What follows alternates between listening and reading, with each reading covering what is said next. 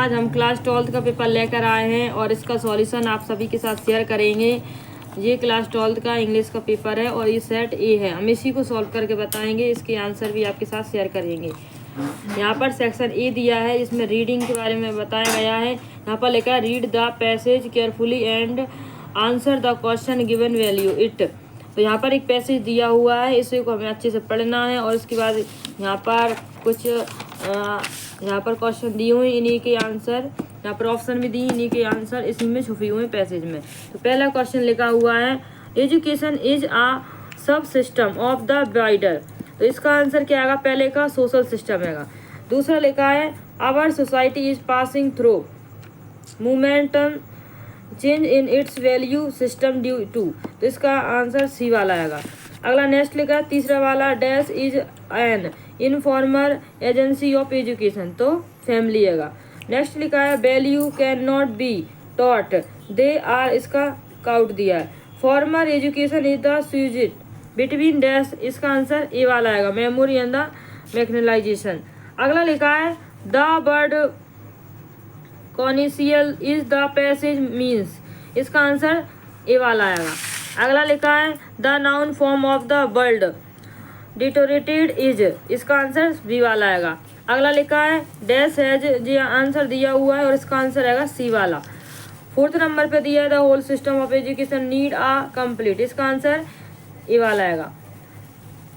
और ये 10वें नंबर पे दिए क्वेश्चन, इसका आंसर आएगा सी वाला।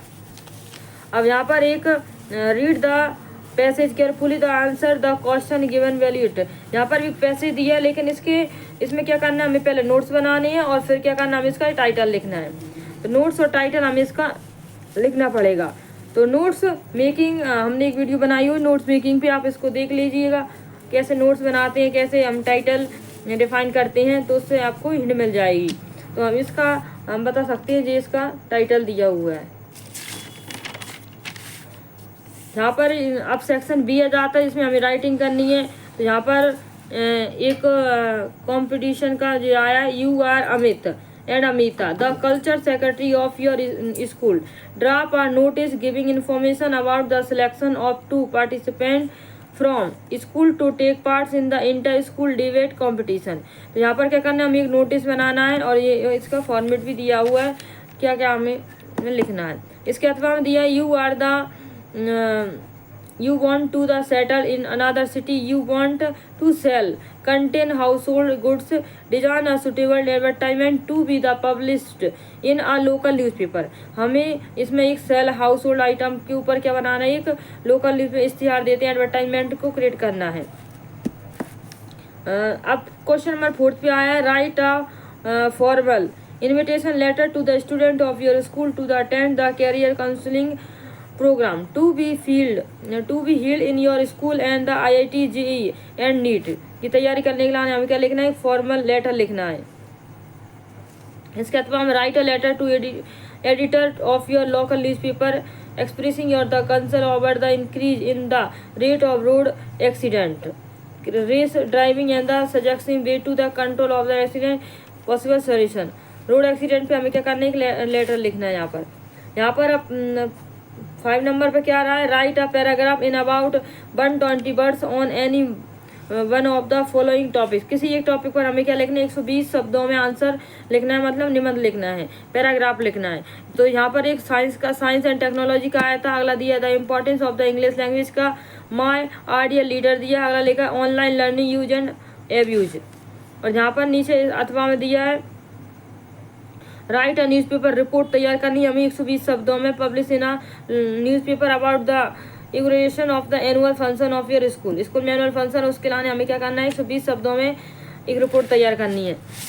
अब आते हैं हम सेक्शन सी पर, जो सबसे मोस्ट इम्पॉर्टेंट टॉपिक होता है, पार्ट होता है, वो सेक्शन सी होता है, जिसमें हमें ग्रामर पूछी जाती है। तो यहाँ पर क्या करना है, fill in the blanks choosing the correct option. कोई 5 करनी है, यहाँ पर लिखा है। तो पहले का आंसर रहेगा this table is made dash good. तो इस मेड के बाद क्या आएगा, यहाँ पर ऑफ है, इसका आंसर ऑफ है। विदाउट अगला लिखा है would you like to have dash tea और coffee.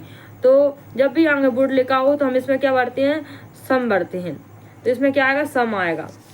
I know dash boy who cheated you, तो इसमें क्या आएगा, द आएगा, यहाँ पर द भरा जाएगा। अगला लिखा it dash the heavily since morning, तो जब भी सिंस लगाओ तो हमें क्या लिखना है, इसमें बीन लगाओ, वही वाला ऑप्शन लेना है। तो यहाँ लिखा हैज बीन रनिंग। अगला लिखा he dash speaks English fluently, तो यहाँ पर हम क्या भरेंगे, तो यहाँ पर आएगा can. Mohan is senior dash Rakesh, तो senior junior superior inferior prefer की बात क्या आता है, टू आता है, तो यहाँ सीनियर लिखा है, सीनियर की बात क्या आएगा, टू आएगा जी। वैसे तो कंपैरेटिव डिग्री इसके बाद देना आना चाहिए, लेकिन सीनियर स्पेशल वर्ड होते हैं, इनके बाद क्या आएगा, टू आएगा। अगला लिखा सुनील वर्क हार्ड डैश ही मे गेट गुड मार्क्स, अगर यहाँ पर कैन लिखा हो तो स्टूडेंट भरते हैं, जब डैश वाला स्टूडेंट होता है तब वो वाला स्टूडेंट आता है। यहाँ पर मे दिया है तो हमें स्टूडेंट एक साथ वाला लेना है, कौन सा लेंगे, स्टूडेंट, तो यहाँ पर आएगा स्टूडेंट। यहाँ पर क्वेश्चन नंबर 7 में आया डू एज डायरेक्टेड, यानी 5 करना था, यहाँ पर लिखा है someone is calling my name, तो हमें चेंज करना है पैसिव वॉइस में, चेंज द वॉइस में करना है। तो इसका आंसर क्या हो जाएगा, ये लिखा भी हमने साइड में सॉल्व करके, माय नेम इज बीइंग, तो इस तो ऐसा कैसा रहेगा, ये प्रेजेंट कंटिन्यूअस का आएगा, तो प्रेजेंट कंटिन्यूअस में का पैसिव वॉइस कैसे बनता है, माय नेम आ जाएगा, पीछे लिखा है उसके बाद इज बीइंग आएगा, और कॉलिंग की थर्ड फॉर्म क्या होती है, कॉल्ड होती है, बाय लगेगा और समवन पीछे पहुंच जाएगा। इस तरीके से इसका पैसिव वॉइस बनाएंगे। अगला लिखा ही इज इंटेलिजेंट, और दूसरा लिखा ही इज हार्ड वर्किंग। इसका हम जब इसमें करना है क्या, combine the sentence using both dash and, both और एंड का प्रयोग करना है। पहला क्या लिखा, ही इज बोथ इंटेलिजेंट, और फिर जाएगा एंड हार्ड वर्किंग। अगला लिखा है physics is more difficult than any other subject, इसमें rewrite the sentence using the positive degree of the adjective used. इसमें क्या करना है, नो अदर हमें सबसे स्टार्टिंग में लगाना, नो अदर के बाद आ जाएगा सब्जेक्ट, फिर आ जाएगा डिफिकल्ट की positive degree as difficult as हो जाएगा, और फिजिक्स पीछे पहुंच जाएगा तो फिजिक्स लिख देंगे। अगला आया no sooner does a thief see a policeman than he runs away, ठीक है। तो इसमें हमें क्या करना है, rewrite the sentence using as soon as का प्रयोग करना है। तो सबसे पहले एज सून एज लिखेंगे, नो सूनर को हटाकर एज सून एज लिखेंगे, डज हट जाएगा, और ये अफर्मेटिव में बनेगा ये सेंटेंस, प्रेजेंट अफर्मेटिव में, प्रेजेंट इंडेफिनिट के अफर्मेटिव में। तो फिर क्या जाएगा, ए थीप आ जाएगा, डज हटे जाएगा, ए थीप, और सीज हो जाएगा आ पुलिसमैन, तो देन हट के कॉमा लग जाएगा, ही रन्स अवे आ जाएगा। और हमें इसमें क्या करना है, द मैन इज ये new teacher, the man is wearing a red shirt, combine the above simple sentence to make a complex sentence. तो हमें इसको क्या कॉम्प्लेक्स सेंटेंस में चेंज करना है, तो कैसे करेंगे, द मैन एक ही बार लिखना है, द मैन लिखेंगे, उसके बाद हु लगाएंगे, और फिर लिख देंगे is wearing a white shirt, और फिर दूसरा सेंटेंस लिखेंगे is our new English teacher, इस तरीके से लिखेंगे। हमें इसका नेगेटिव बनाना है, जो 6वें नंबर पर दिया है सी शट द डोर, तो शट होती है ना सेकंड फॉर्म होती है, जहाँ पर चेंज इनटू नेगेटिव सेंटेंस करना है, तो क्या करेंगे, she did not shut the door हो जाएगा। इसका आंसर सी आ जाएगा, पहले डिड नॉट और जहाँ शट द डोर हो जाएगा। अगला लिखा है he is very weak she can not walk, इसमें स्टूडेंट का करना है, तो सबसे पहले सी लिखेंगे, फिर इज लिखेंगे, और वेरी को हटा कर क्या लगाएंगे, सो लगाएंगे, फिर वीक लिख देंगे, और फिर जब पहला सेंटेंस कंप्लीट होने के बाद डेट लगा देंगे, और फिर लिख देंगे सी कैन नॉट वॉक। इस तरीके से हम इसका आंसर करेंगे, ये होगा यार राइट आंसर। अब सेक्शन डी पर आते हैं, जहाँ पर भी एक हमें पैसेज दिया है, इसको केयरफुली पढ़ना है, और फिर इसके आंसर हमें इसी में ढूंढना है। जहाँ पर लिखा है the makeup room look like a, जिसका आंसर सी वाला आएगा। अगला लिखा है दूसरे नंबर क्वेश्चन दिया हुआ, दूसरे का आंसर आएगा सी वाला। तीसरे नंबर का दिया हुआ है, इसका आंसर आएगा फोर्थ वाला। फोर्थ नंबर का दिया, उसका आंसर आएगा बी वाला। अगला दिया है 5 नंबर का, उसका आंसर आएगा ए वाला। फिर 9 क्वेश्चन नंबर 9 है, 9 में 2 क्वेश्चन है, 9A और 9B। तो 9A में एक हमें पोएम की लाइन दी है 4, और हमसे पूछा गया है कुछ, यहाँ पर पूछा गया है the bird is the extract that means to jump is, तो इसमें आंसर आ जाएगा इसका बी वाला आएगा। अगला लिखा है the poet who rot these lineage, इसमें क्या जाए एड्रीनीज रिच, इसका आंसर हो जाएगा। अगला लिखा the tiger run in the given green field, तो इसमें ब्रीवरी आंसर हो जाएगा। इसमें 9 का बी में हमसे एक पैसेज पूछा गया है।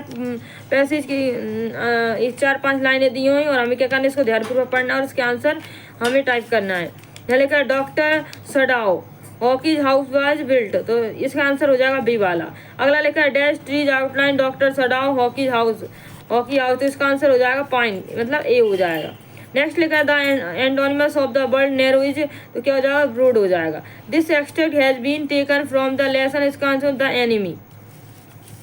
क्वेश्चन नंबर 10 से आंसर, क्वेश्चन नंबर 10 है, इनके आंसर हमें 30 शब्दों में लिखा है। हमने ये टिक भी लगा दिए बहुत सारे क्वेश्चन जो मोस्ट इम्पोर्टेंट थे, जो हमने सुबह आज ही बताए थे कोचिंग में, और वही की वही रिपीट हो गए हैं और वही के वही आ गए हैं। बहुत सारे क्वेश्चन हमने सभी पे टिक भी लगाया हुआ और कुछ क्वेश्चन तो टिक भी नहीं लगा पाया अभी, टाइम का अभाव होने के कारण। Answer the following question in about 30 words, attempt any 5। तो यहाँ पर पहला क्वेश्चन दिया है what did Franz notice that by the usual about the school that day. ये क्वेश्चन बहुत ही मोस्ट इंपॉर्टेंट था और हम बार बार कहते थे बच्चों से इसको याद कर लो, और जी आ ही गया है। Mention the hazard of working in the glass bangles industry. ये क्वेश्चन तो हमने सभी बच्चों को रटवा भी दिया था, बहुत अच्छे से याद भी करवा दिया था और जी आ भी गया पेपर में। अगला लिखा है why by the crofter to the talkative and the friendly with the peddler.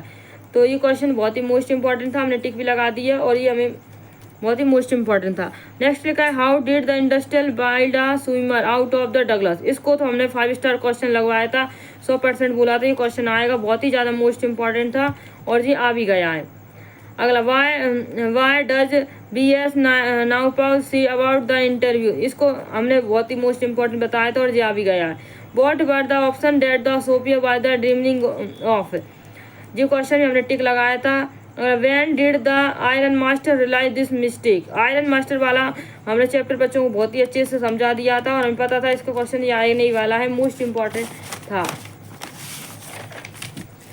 आज हम क्वेश्चन नंबर 11 में लिखा है answer the following question in about 30 words each, attempt any 3 question. यहाँ पर लिखा है why are the young tree describe and the sprouting in the poem my mother at 66। जी हमने बच्चों से बोला था इसको कर लें, इसका सेंट्रल आइडिया भी बोला था और हमने क्वेश्चन भी करवाए थे इस चैप्टर के, तो ये क्वेश्चन भी आया और साथ में क्वेश्चन नंबर 14 के 2 में इसका सेंट्रल आइडिया भी पूछा गया है। तो हमने दोनों मोस्ट इंपॉर्टेंट बताए थे, 3 हमने सेंट्रल आइडिया बोली थी और 3 मोड 2 तो सेंट्रल आइडिया इस पेपर में छप गए हैं, एक ये वाला और एक ये वाला। What can the earth teach us, answer in light of the poem keeping quiet. तो हमने ये सेंट्रल आइडिया दोनों बताए थे और दोनों पेपर में आ गए हैं और हमने बताया उसका स्क्रीनशॉट भी व्हाट्सएप ग्रुप पर अभी भी डला हुआ है, उसमें आप देख सकते हैं जानकर। What makes human being live in the spite of the troubles and the sufferings. What by the P of the fog who had put off the road side stand. ये क्वेश्चन मोस्ट ही था, इसके 2 क्वेश्चन आ गए, एक पहले भी आ गया और एक जहाँ आ गया। क्वेश्चन नंबर 12 में answer any 2 of the following question in about 30 words. यह लिखा है do you think that the third लेबर by the medium of the escape for the Charley why. जो क्वेश्चन अच्छे से हम रोजाना सुनते थे बच्चों से और बच्चे सभी सुनाते थे, आई होप वो पेपर में बहुत अच्छा परफॉर्मेंस करके आए होंगे। नेक्स्ट लिखा है what did the Maharaja to do find the required number of the tiger to kill. ये क्वेश्चन तो सबसे ज़्यादा मोस्ट था और ये कई बार सुनाया भी हो, काफ़ी बच्चों ने जैसे राहुल तनु ने और भी कई सारे बच्चों ने इसको रोजाना सुनाते थे ये question. How do the geological phenomena help us to know about the history of the humankind।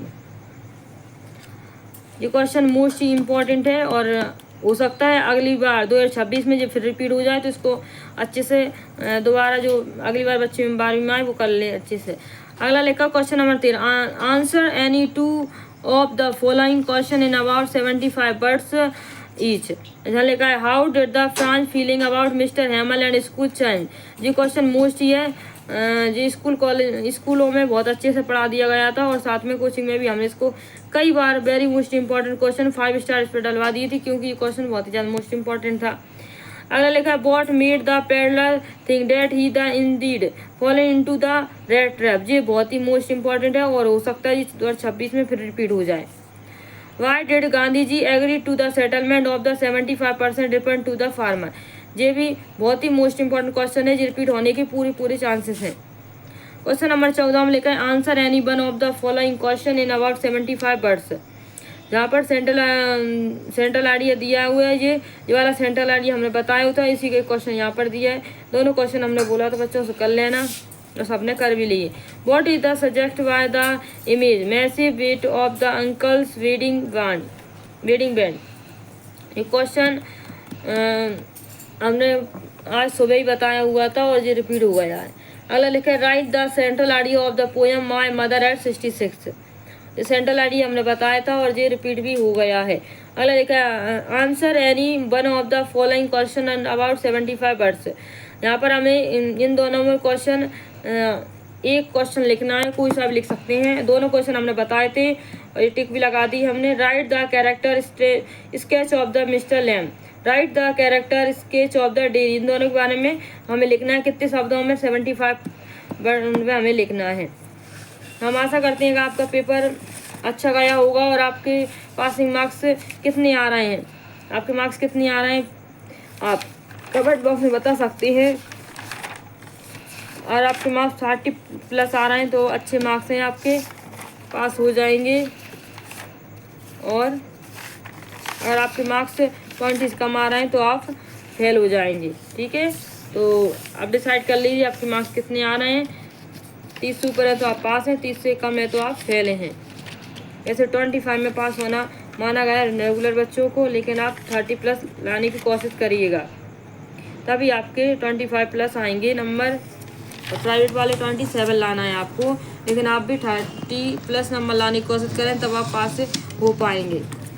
ठीक है, नेक्स्ट वीडियो में हम फिर मिलते हैं, तब तक के लिए बहुत बहुत धन्यवाद। लाइक